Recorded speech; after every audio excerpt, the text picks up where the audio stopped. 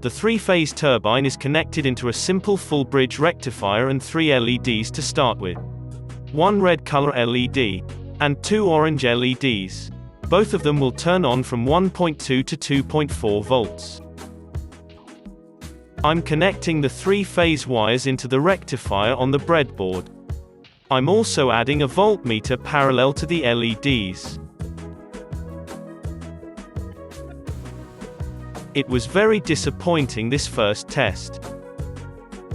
The wind turbine required a lot of rotation speed to generate enough volts to lit up the LEDs. 1.2 volts plus.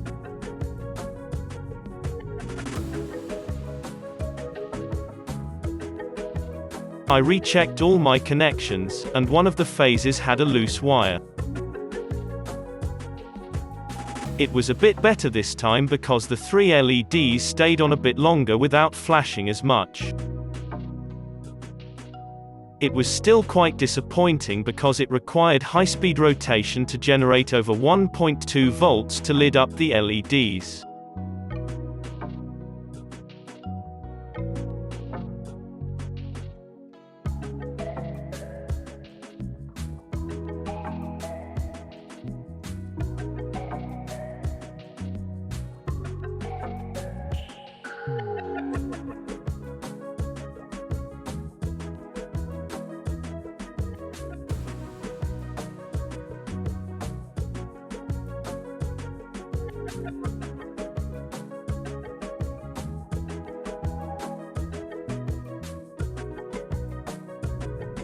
I've connected a second multi-tester, used as amps meter, added some extra LEDs, including a green LED that requires 3 volts to turn on.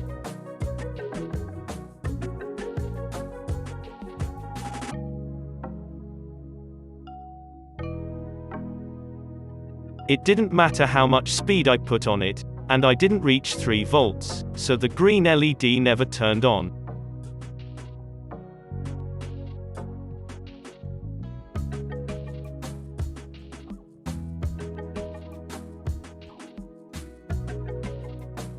I disconnected all testers and left a single red LED on it. I took it outside, into the minor storms with strong wind. Please check the trees to see how windy it is. According to the weather report, it was gusting at 65 kilometers.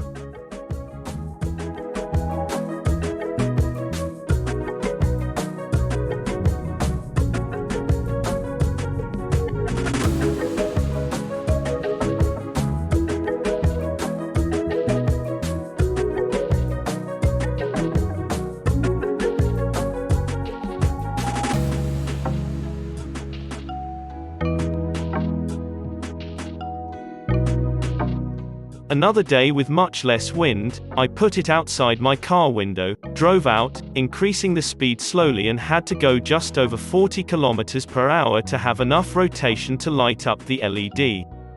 It means I need at least 40 km per hour wind to have 1.2 volts. It needs a lot of wind to generate any useful power. It is a nice gadget to be on display only without no intent to use for generating electricity. I do not recommend it as a portable charger because you need a very strong wind. It needs to be secure on the base as the wind will tip it over.